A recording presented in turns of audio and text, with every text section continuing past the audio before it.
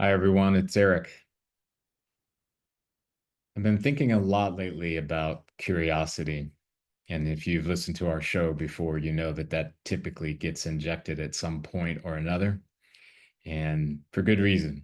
It's almost in some ways like a superpower. And I know that term is kind of worn out these days, but it really is. It's a valuable tool um, to use in so many different situations. And it does connect to our emotional intelligence. And the idea there is that our curiosity opens up doors to learning, to gaining more understanding about what we're experiencing, what we're hearing. Now, that does imply that you got to be able to slow down and take it in. I don't know of many people who are running at a breakneck pace who can still be curious.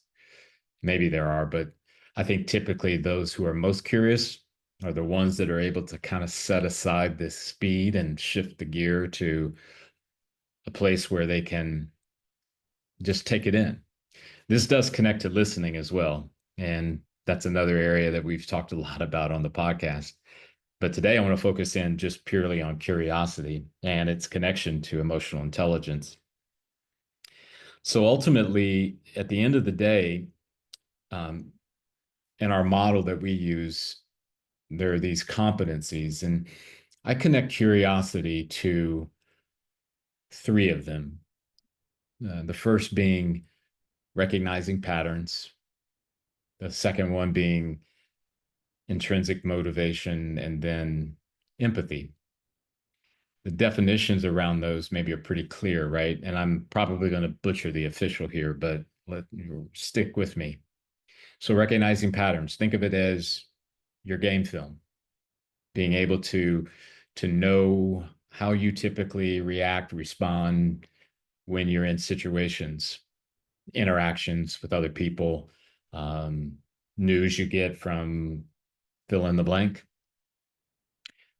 The idea of intrinsic motivation, meaning that you are finding something inside of you that drives you to move, to do something, to go after something, versus an external motivation or extrinsic motivation, which is really derived by the pressure or the forces of those things or people outside of you. Then, of course, empathy. And empathy is connected to curiosity in as much as that it's a sincere desire to to hear, to listen, to take in, to absorb. And again, I'm not playing with the exact definitions as we use in our model, but I think you know where I'm going. I think slowing down in many respects does imply an invitation from empathy. This idea that I'm going to appropriately respond to emotions in that moment, whether they're the emotions in myself or in others. And quite frankly, if I may be so bold, I think emotions that might be flowing just from other forces that are not necessarily in human beings. I believe that from the perspective of like music. I think music is wrapped in the emotional zone. And there's certain things that music can sort of be a catalyst for that creates or brings on emotions. But that's another podcast episode as well. So let me just stay with the curiosity thing a bit. So loosely, the definition, curiosity, being in a position of where you have a desire to learn, to to want to see different angles, objectivity. You're just searching for more. You want to understand more. There's this, it's sort of this appetite thing, right? Where you might have taken two bites, but that's not enough. You know you need more. You need to digest more. And a great example of curiosity is when we are in conversation with someone.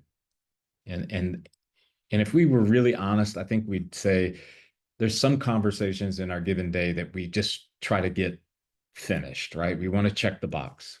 You may have a meeting with with a superior or a coworker, whatever it may be.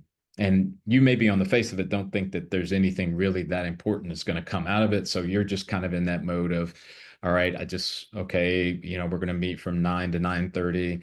Okay, what time is it? It's 9:20. Okay, we're almost done here because you want to move on. Maybe you legitimately want to move on to something that you have more interest in fairness. But I've been finding a lot lately that every interaction that I have, every relationship brings value to me, but only if I'm exercising curiosity, which really is kind of daunting in a way, maybe a little embarrassing for me when I think about the number of times that I've been quick to dismiss an interaction or a conversation because I thought that there was something better ahead of me versus what is in front of me.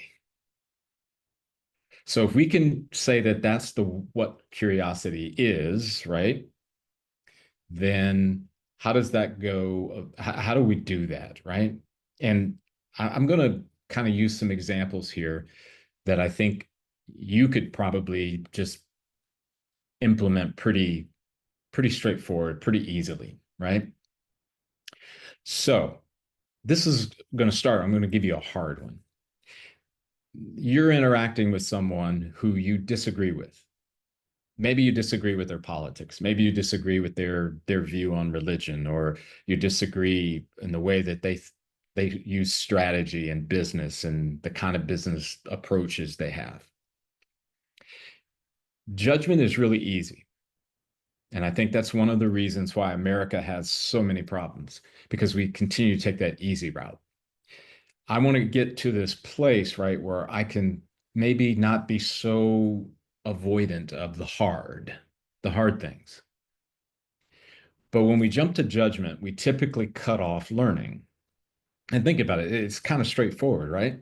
If I know that you support a certain candidate, or if you think of a certain way of doing business as being incorrect or off mark or whatever, I can easily say I don't agree with them, and then I shut the door. Because in many respects, your brain is going to support that because it's easy and it's efficient. Ah, 1, 2, 3, done. But remember what I said earlier about how many conversations, and that there's value even in the unseen and the not so obvious, right? So, in that situation, if you find yourself, why not be intentional and just turn it around a bit to, I typically disagree with this person. I don't particularly like their approach to things, fill in the blank, whatever it may be. But you decide intentionally, I'm going to be curious. And I think one of the best ways to exercise the curiosity muscle, if you will, is open-ended questions. So, for example, it's John, and John is the person, and you typically don't like to be around John. You'd like to just hurry up if I can just get out of this guy or whatever. Why not be intentional and go, well, John, tell me a little bit more about why you like, why you feel, or maybe it's, John, tell me, what is it about that fill in the blank that makes you feel empowered, inspired, and then let them talk. And here's a key thing. I'm going to kind of hit back onto the listening thing just for a little bit. After asking those open-ended questions, after that curiosity is fueling those questions, there might be a temptation for you to prepare for a counter argument. You might start in your brain going, I know what he's going to say. Oh, here he goes. Judgment. This is really hard work. I get it. But with practice, it can be very powerful for you. Because I'm not saying you're being curious because you want you and that other person to spend the holidays together or go golfing or have dinner, whatever. It's the gathering of data. It's getting more understanding. Because what you might find out is that that person believes what they believe from a whole set of circumstances and experiences that you had no idea about. And the only way you would know about it is by being curious. So there's one example. The other is related to those closest to you. I don't think anyone would say that those closest to us have the deepest connection, right? And when I'm finding more and more every day, we have to protect those relationships and we have to continually be working to strengthen the connection because you're going to need them in good times and bad times and whatever it may be. You're going to need them. You want them to be healthy, robust, strong, right? But isn't it interesting how quickly those closest to us can be the ones that we tend to ignore, that we tend to not have time for, or we take them for granted, right? Oh, they've been with me for since, yeah, I'm going to, I will, because you believe that time really isn't your enemy. And don't get me wrong, time isn't always an enemy, but time does take. And sometimes it takes in surprising ways when we don't really grasp the power of the moment with that other person, which is where I'm going. This requires, again, intentional work. So the intention is, okay, who are the people that I'm closest to? Where are my closest relationships? Whenever they give you the opportunity to be curious, you should take it up. You should really take advantage of that. Because one, it's going to strengthen the connection. Because think about it, you showing curiosity and you listening and asking those powerful, open-ended questions is a statement of you, better way to say it, how you value them. And once that's communicated, it builds that strength. It builds the strength, it creates the strengthening of connection.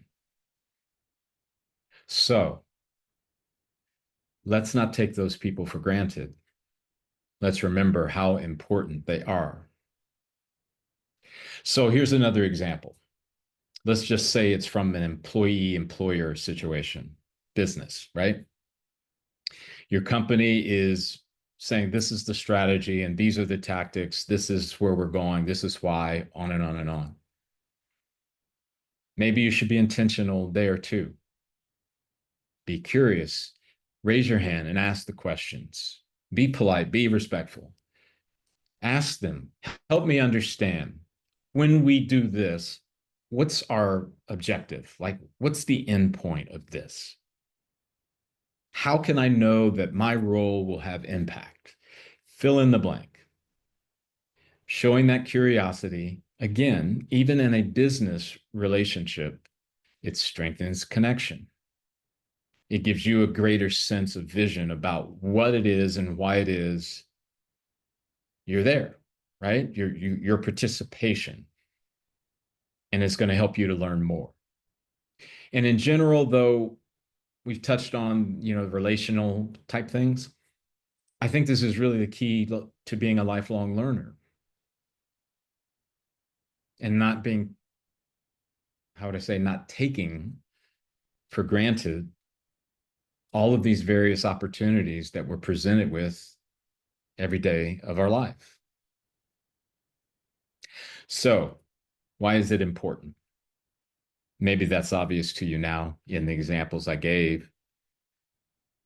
But what happens when we're not curious? I think that speaks to why it's so important.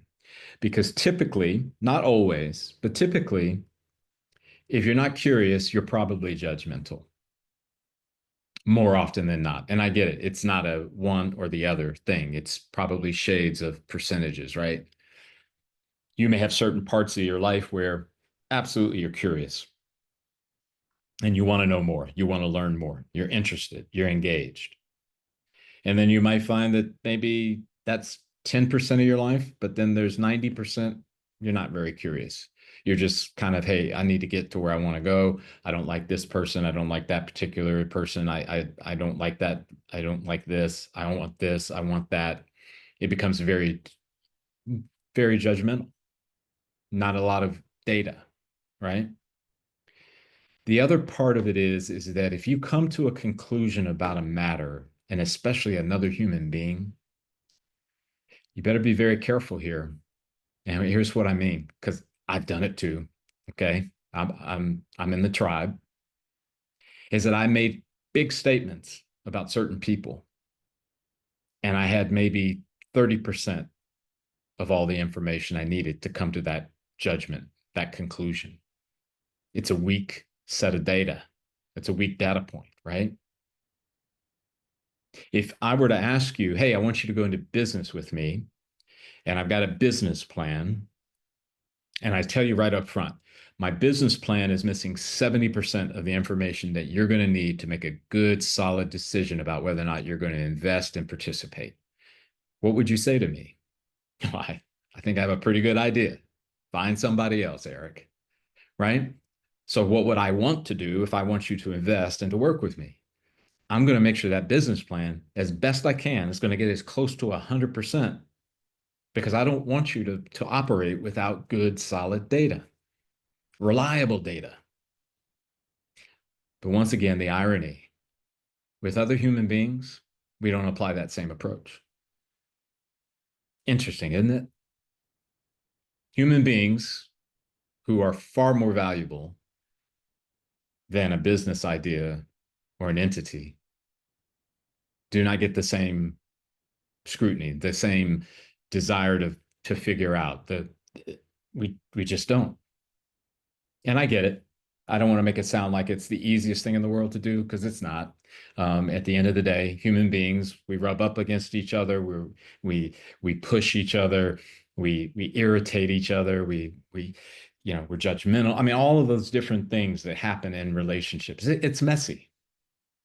And some of you might say, that's why I'm not so curious because I don't really want to bother with it. I don't want the headache. I really don't care.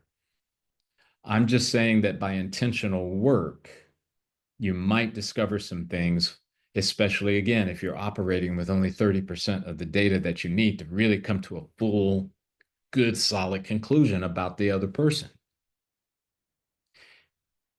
Last thing I want to give you before I close out for the episode today is this idea of the work, the intentional work.